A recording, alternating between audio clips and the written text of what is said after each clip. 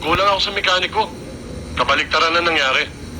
Maraming trabaho, kulang ang gumagawa. Kabaliktaran naman dito. Maraming gumagawa pero kulang sa pera dahil sa kakabali ng mga driver. Araw-araw na ginawa ng Diyos, bali.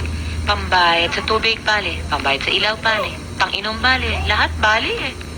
Anong kabaliktaran? Pareho rin sa talyer. Itong si Tony, hindi nakatatanggi sa mga mekaniko niya. At kung hindi ako marunong maghigpit, walang mangyayari sa buhay namin.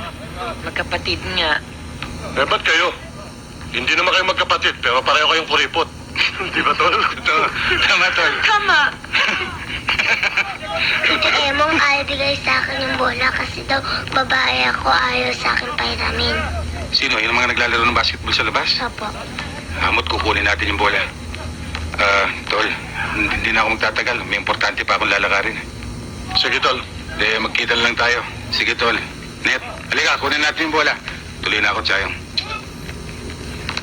Gagabihin ka ba ng uwi? Hindi siguro. Ay, naku, yung kapatid mo, hindi na magkirap dito sa bahay. Laging may lakad. Kaya minsan... Alam mo ba, Chayong? Pati doon sa amin, balita ng taguring patrino. Kaya naman, wala ang araw, walang gabi dyan sa kapatid mo. Hindi pang kandidato. Hindi marunong tumanggi. Hindi marunong tumanggi sa kaibigan o kahit sa mga kilala man lang. Minsan, gusto ko na magselos eh. Tigilan mo na ako. Isa ka rin ganyan eh. Kilala kita.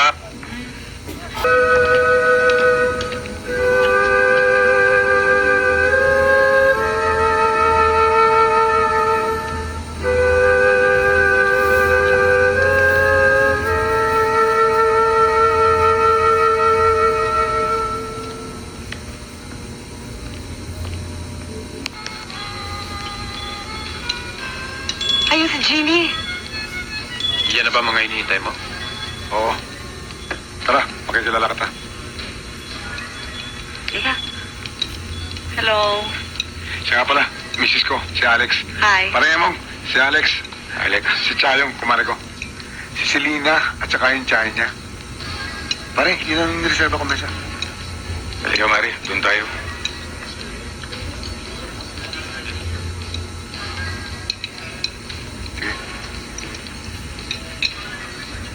Sino yung chick, pare?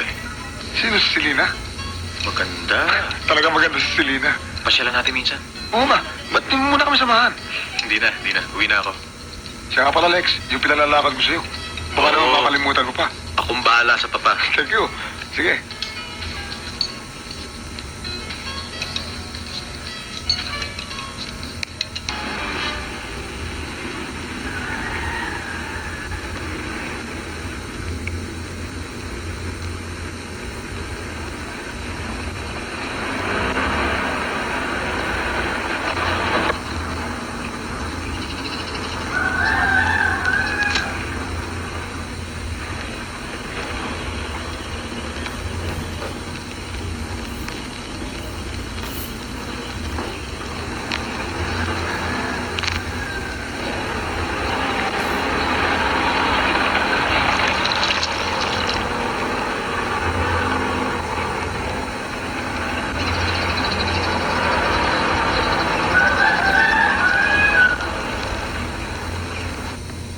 Pinakamabuting gawin mo, Tol, isara mo muna yung shop mo at umuwi muna kay ni Maria sa kanyang probinsya habang inaayos ko itong gusot mo.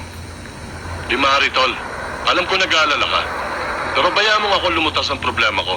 Huwag ka na sana makialam. Tol, maaari ba kita hindi alalahanin, kapatid kita? Oo, pero matanda na ako. May pamilya na. Ayaw kong habang buhay, pasanin mo ang mga problema ko.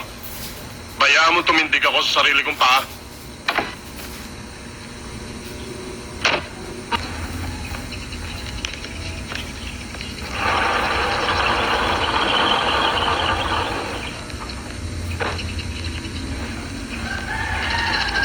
Magandang araw sa inyo. Nariyan ba si Pepe? Bakit? Anong kailangan mo kay Pepe? Pare ko pa siyang nakausap. Hoy mo, kumpara! Halika pare, tuloy ka! Dito sa loob! Tama-tama ang dating mo. Mahilig ko sa baksin ng bata. Mapo ka pare!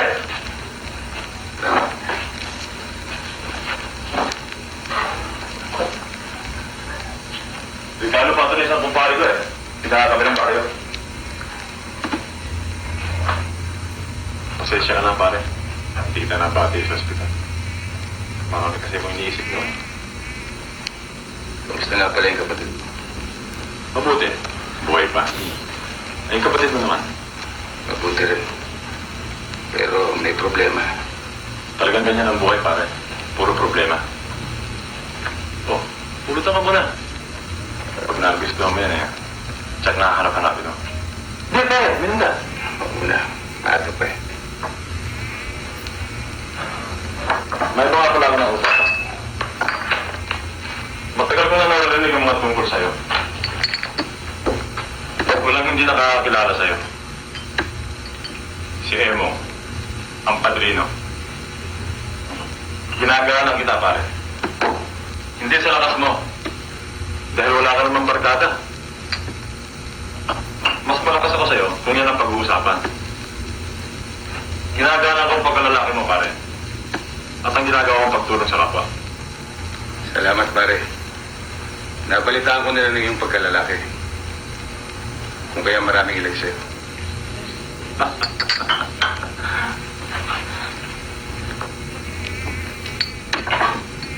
Alam mo, pare, maraming taong napakagago. Kinatatakutan ako. Dahil siguro alam nila kung anong gagawin ko sa kanila kung may isa ko. Pero naniniwala ka ba, pare, na madalas rin ako matakot? Naniniwala ako, pare. Wala namang taong hindi natatakot. Ikaw rin, pare? Lamang siguro, marunong ko makinig. Marunong ko magtimpi ng galit. At siguro, madalas ka rin tumalikot at malis. Naiingit ako niya. Pero ang ipagmamalaki ko rin sa'yo ay ang pagkalalaki ko at ang salita ko. Pag sinabi ko, gagawin ko. Siguro naman, pare, hindi malaki ang kaibahan natin. Malaki, pare. Malaki ang pagkakaiba natin. Sigurista ako eh. Hindi ako nagpapakasakali. Pag may kinatatakutan ako, inuunahan ko. Pinapatay ko. Tingnan mo, pare. Kahit na sinong isang duwag dyan, bigyan mo ng pagkakataon. Maaari siya maging isang mamamatay tao. Diyan nga tayo iba. Dahil sa hindi ko gustong pumatay na tao. Pare naman. Kaya, Pepe, alam mo naman siguro yung sadya ko. Maaari. huwag mo na ituloy mo. Mapapahiya ako. Dahil hindi kita mapagbibigyan. Hindi ba sinagot na kita kanina? Wala akong magagawa. Kailangan pumunta ako saan ako tinutulak ng takot ko. Anong mangyayari sa akin? Kung wala akong gawin tungkol sa nangyari sa akin ng kapatid mo. Ano sasabihin ng mga tao? Natatakot ako? At sa loob lamang ng isang isang mata, nagsabi gusto sumubok sa akin. At maaaring isa ang makadisgrasya sa akin. Naniniwala ako na ang lahat ng gusto ay may pagkaayos. Kung higitin lang natin ang ating pag-unawa, hindi maaaring di tayo makarating sa isang kasunduhan na hindi natin ikahiyan sa bawat isa. Mahirap na mangyari ang iniisip mong yan. May pangalan akong dapat pangalagaan. Katulad mo rin. At inuulit ko. Ang nasabi ko ay hindi na maaaring magbago. Hindi na ako magtatagal, Pepe.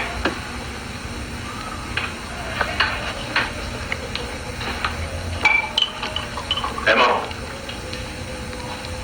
kapag napatay ko ang kapatid mo, hindi ba't babalikan mo ko? Makakatya ka dyan, Pepe. Yun pala eh. Huwag na tayo mag-aksya ng panahon. Total, dyan din ang baksak natin. Balita ko eh. 45 rin ang hawak mo. Tapusin na natin dito. May dala, di ba? As, again, Kunin mo. ba't pa natin paabuti sa ganyan? Hindi pa natin maaaring pag-usapan ito. Tapos na ang pag-uusap natin. Alin sa dalawa? Patayin ko ang kapatid mo? O kunin mo yung baril mo?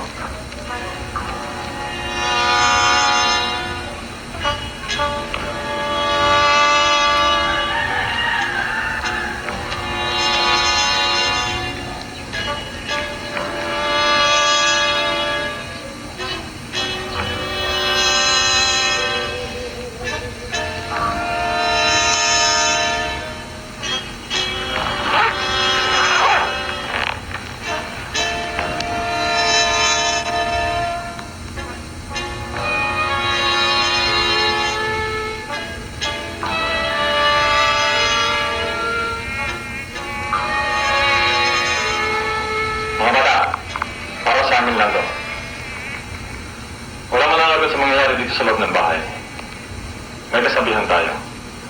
Sa mga mandarambong man, may dangal silang pinaiira. Galangin natin ang dangal na yan. Naintindihan niyo? Doon na kayo sa bus.